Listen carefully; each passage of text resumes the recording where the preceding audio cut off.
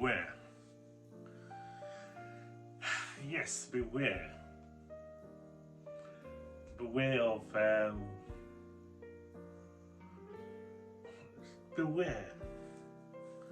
Actually, I'm just kind of struggling on what to title this video.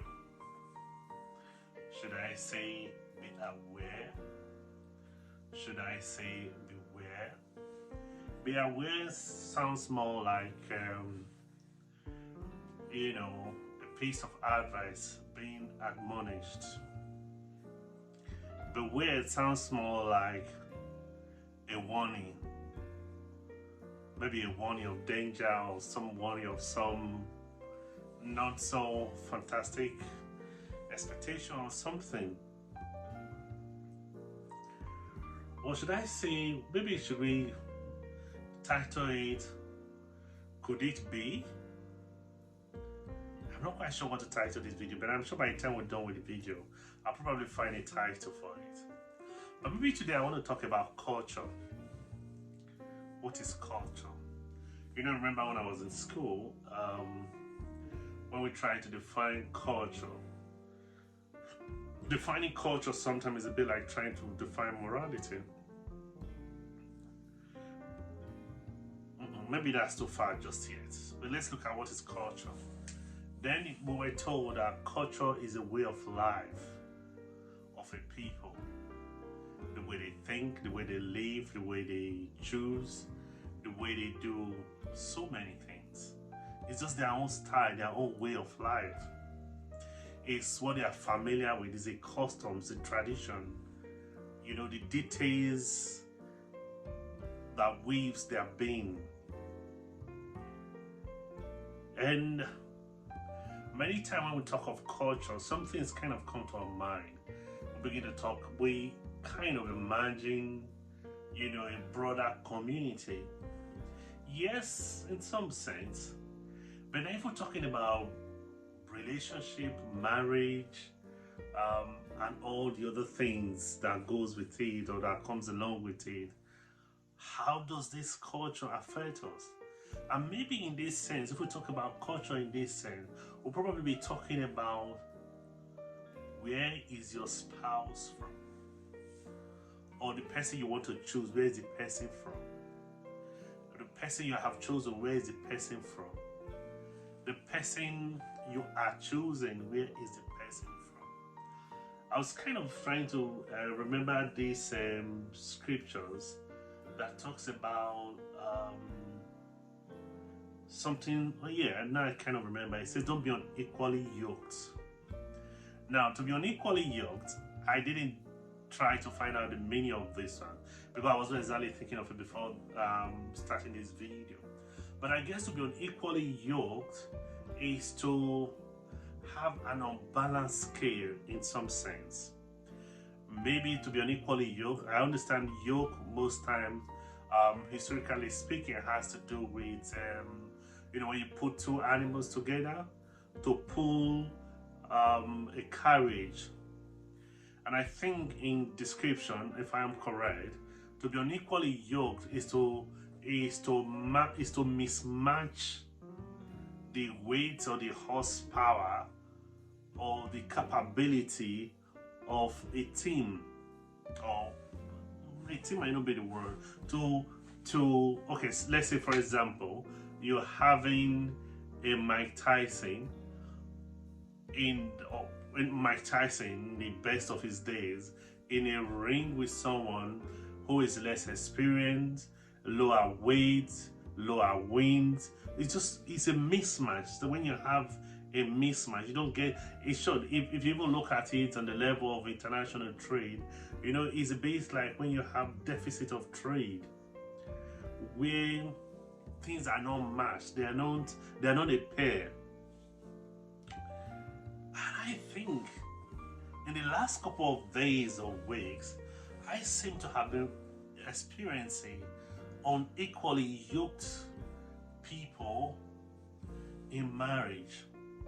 At the beginning of this journey about real men talking, one of the things they used to talk about, or one of the main objectives, was, getting people to talk about the dilemmas, and then we'll bring them up here, we'll talk about it. Sometimes it's just to, it's just to instigate a thinking, or, a thinking really, so people can go back and get to think about these things, and maybe on their own explore it further to find what works for them.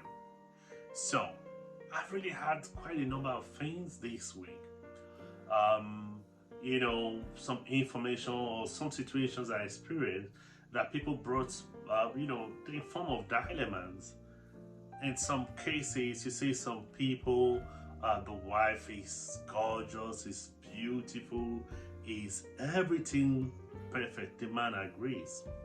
Is everything perfect, the woman agrees. But when you put their culture together, they just don't match. They just don't match. And in the many years ago, or many years past, you see some people insist on certain tribes, certain people from a certain culture and all that. And I think as youngsters, I didn't quite understand it. Until when I was growing, I got to find that the way some people do things is just so strange from the way I know it.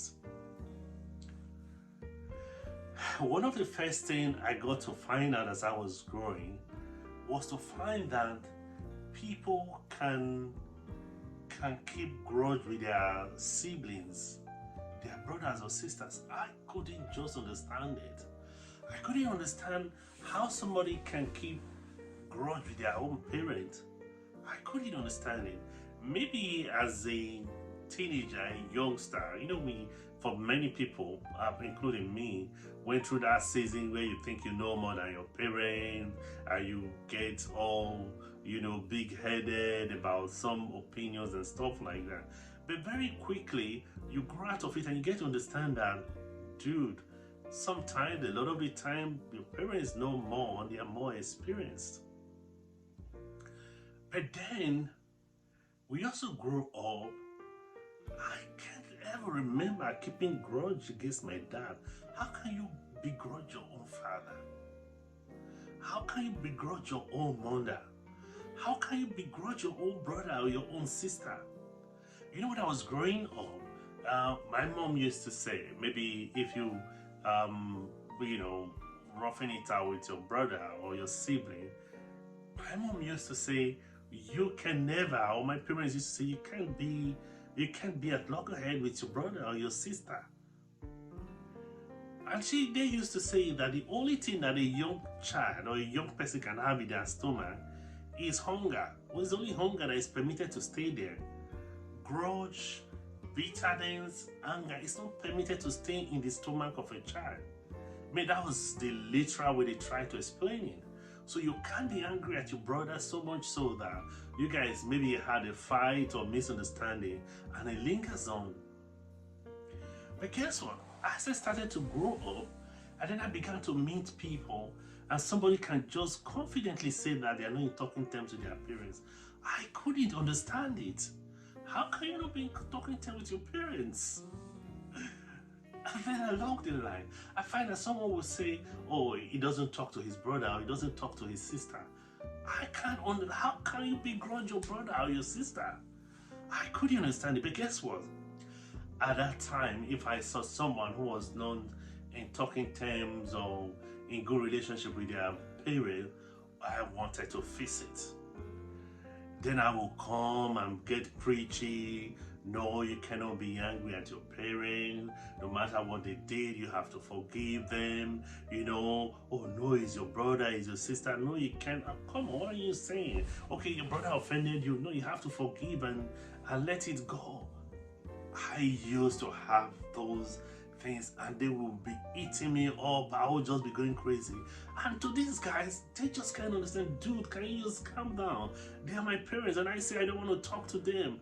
So guy, just calm down. I don't want to talk to them. Oh yes, it's my brother, it's my sister, but no, I don't want to talk to them ever again.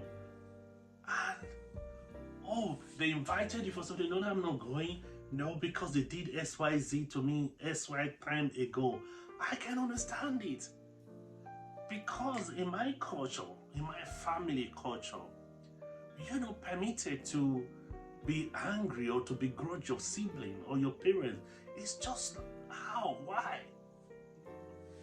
And, that landed me in trouble quite several times actually. I won't even say a couple of times. Because I couldn't fathom it, I couldn't understand it, and I seem to have this habit of wanting to fix anything I thought was broken. I actually thought this is broken, it needs to be fixed. You have to reconcile with your brother, you have to reconcile with your parents, you have to reconcile with your sister. What if Jesus comes now? Where will you go? I just had some of those. No, I can't even, looking back, I can't even quite describe, those things. But they just used to really rock my world in a negative way. To see people who are able to begrudge.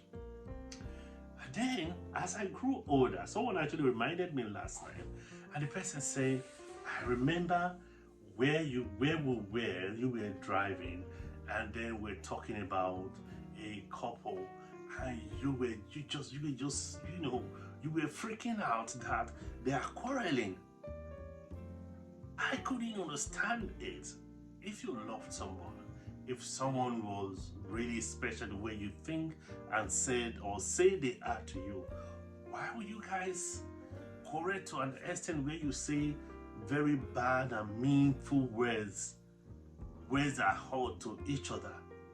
So usually when I used to think that when people quarrel, it means the end. Because I couldn't understand somebody that you have not reached the end. So why would you tell somebody something that will devastate them? You should find a way to say it in such a soft manner, that get to, without hurting them, those kind of things. That's how I used to think. And then for the first time, I started learning that, oh, okay, when people are quarreling or screaming at each other or insulting each other or being nasty to each other, it doesn't mean, I still can't understand how you say you don't mean it when you say something nasty to people, really. Particularly, there are some people, maybe for example, in marriage or a strong relationship, I just couldn't understand how do you say something very nasty or do something very nasty to someone. Maybe I'm just a simpleton. But anyway, let's leave how I saw the word. But my point is, as I grew older, I found that there was another word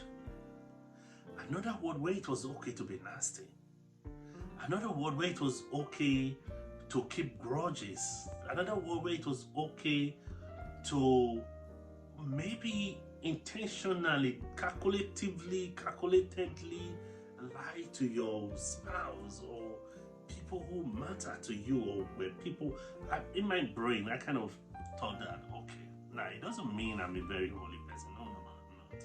But I just thought there are just some people you really have to try a lot harder to just be as true and honest to them. And one of such is your spouse.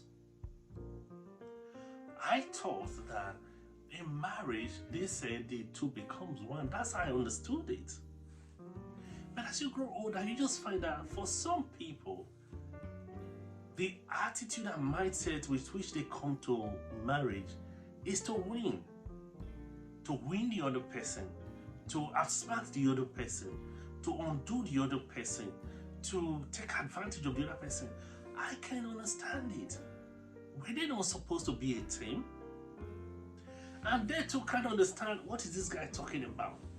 Dude, can you just get up and take care of yourself and let the other person take care of themselves? Now, I began to wonder, this issue of culture. How do you say you love someone and yet you're doing some strange things?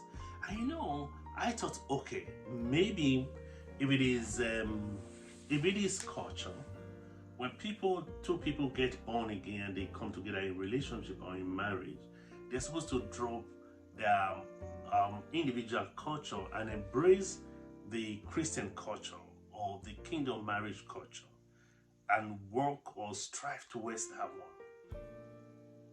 And I've seen things this week, I've heard people this way. You say to him, what do you like about your spouse? They tell you some glowing things they like about your spouse. But at the same time, they have some reserve that seem to look like things from here. Are you just wondering? And sometimes when you look back or you sit back, take yourself out of the situation and really sit down and look into the situation from outside, individually, you find that these people truly love themselves in a way. These people truly want the marriage in a way, but this person's idea, say for example, of leadership is just completely different. This person's idea of marriage is just completely different. This person's idea of marriage is to be in a marriage and be building your own world separate. The other person's in marriage is building their own world separate, but I'm just wondering, how is that marriage? Now, in philosophy those days, in the university, they used to talk about morality. And what is moral to one people or to one person could be immoral to the other person. So whose moral compass, therefore, should they use? And I think that brings me to the conversation of culture, actually. When they say don't be unequally yoked, I guess that is what it means. Because when you're unequally yoked, the stronger and bigger animal will be pulling and being in front. The one that is lesser in weight and everything will be struggling behind, and they never really get to be able to get to their destination the way they should. And I think that is what it means when in marriage or in relationship, people are unequally yoked.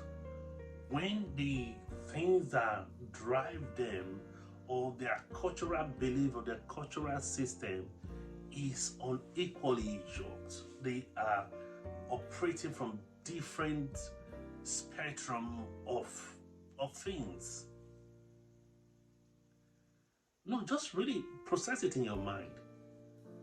A lot of the relationship, a lot of the people that come in for counseling, I get to find that sometimes the guy just really loves the woman. The woman really loves him. But they just can't quite agree on things because they both see it so differently. So much so that this one is sure is right, the other one is so right. So same thing with when it comes to the matter of now when we use the word submission, a lot of people go in arms, like I say in one of my recent videos. Okay, so maybe for the sake of trying to be politically correct, to give room for some people to have an open mind to listen further, is to say when it comes to the matter of collaboration in marriage, when it comes to the matter of submitting to each other in marriage, some people have never seen it. So because they have never seen it, they don't understand it. It's always been basketballs. And for heaven's sake, how can a couple progress when it is basketballs? I think the dilemma that I'm trying to this one, I really can't tell you one particular way to solve this one. I'm just wondering, just be aware that there's cultural differences. The cultural differences has a huge impact. So much so that it can break or make. Because what you get to find out is for a people with similar mindset, it's easier for them to leave from point A and get to point B. But the people who are unequally yoked and with a different mindset, they can turn round and round and round in circle, and for a journey or something that would have taken 40 days to achieve, it can take them 400 years, which means they might not be alive to fully, truly achieve it. Now, this is where the dilemma is. So what should you do? Should you not throw away after you've, interestingly anyway, is the fact that bad people seem to like good people, and good people seem to gravitate towards bad people. Now, I'm just using the word bad very loosely. I mean, people in a certain way seem to gravitate towards people with a certain culture and a certain background. And then you find them coming together in marriage, and they make mess of marriage that you people cannot begin to even talk down on marriage. But really, there's nothing wrong with marriage. It's the most beautiful thing that you can ever experience in this life. Do you know what it is that you have over 7 billion or 8 billion or 9 billion, whatever the number of human beings in the world, and there's just this one person in this whole wide world that is yours, that you can trust, that way, rather that you should trust, you should share with, you should believe in, that should pray with you, that should plan with you, that should walk with you. This is the person that you know that should you or your leg be hurting, the person will hurt because the person knows that they are connected to you. What hurts you hurts them. That is what is supposed to happen in marriage. So sometimes some people are okay with cheating because that's all what they know in their culture. When I say in their culture, they're not like a tribe, but maybe like a tribe, from their experience, from their where they grew up in, from the way their minds are programmed. Some people is about brutality, abuse of all kinds. Some people is about arguing and refusing to cooperate or something. Sometimes it's about one person thinking he's Superman and the other one is a lesser person. It's just weird.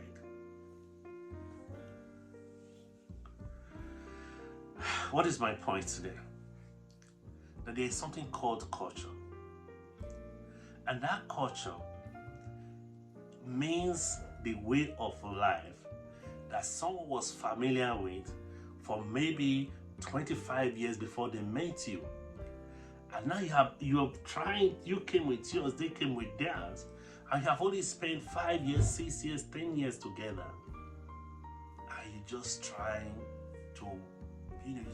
to stay rub into each other.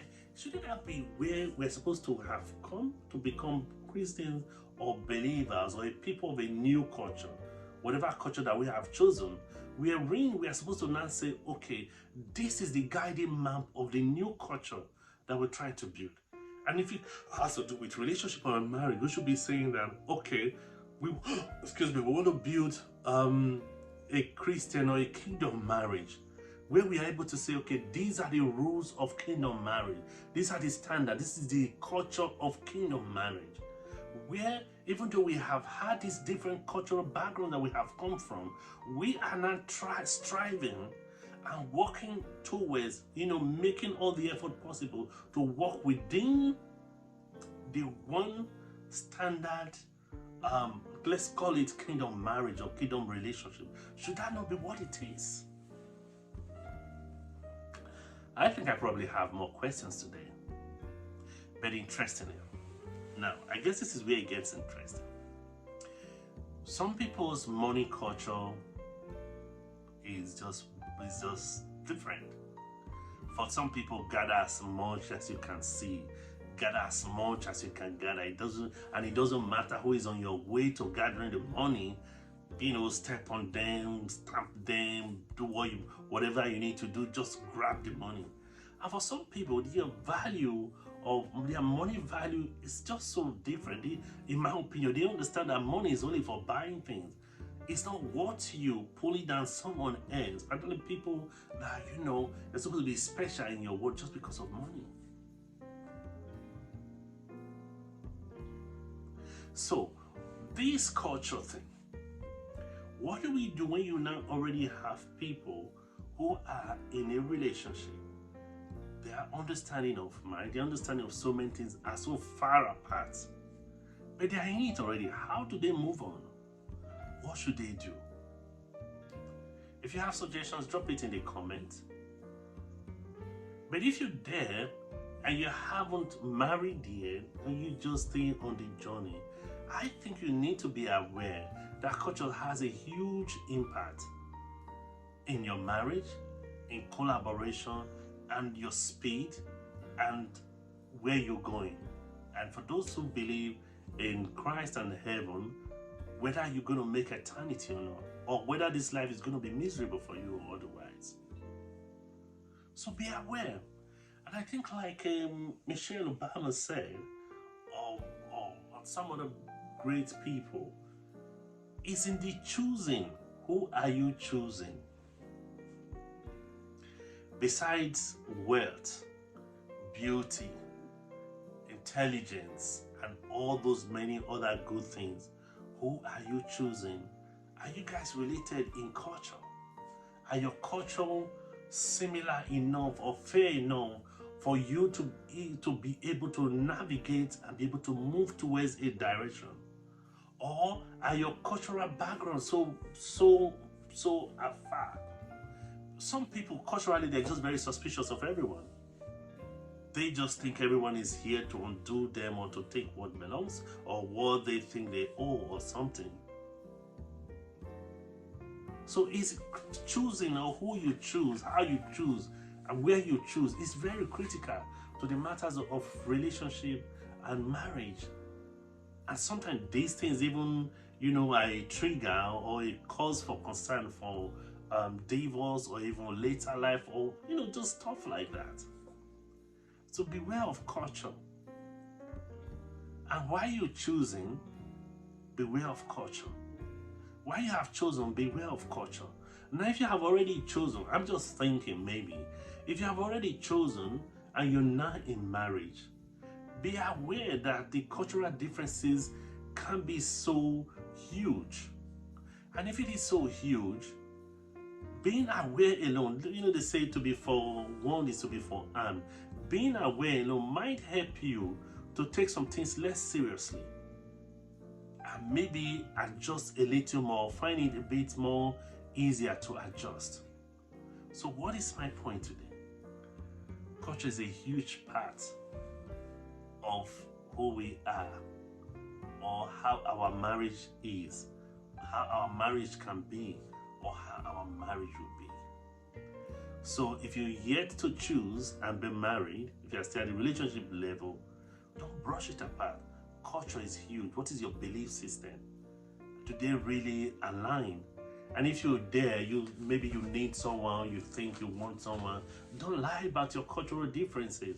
If your cultural differences are not even near, don't go and join yourself to them, because you'll be miserable, they'll be miserable, everybody will be miserable.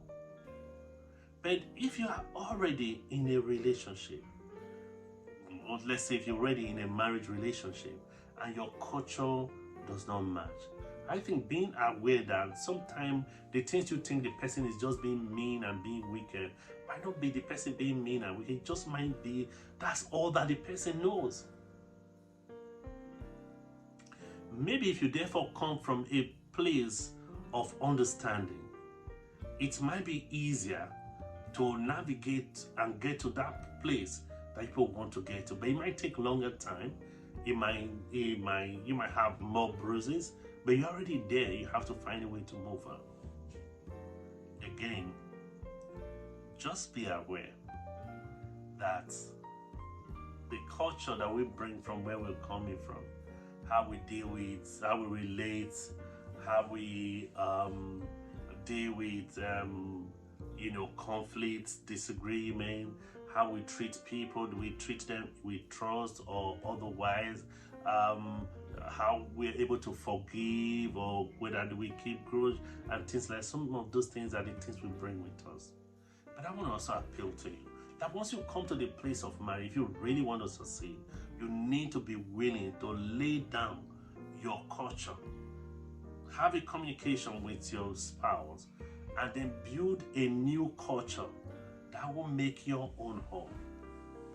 So today I'm saying to you, be aware. There's a concept called culture.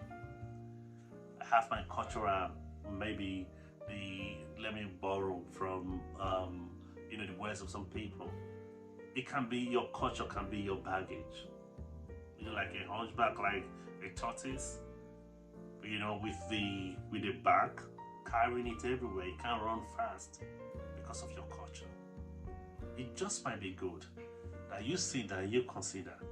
Is my culture a blessing to my union or relationship, or is it a curse?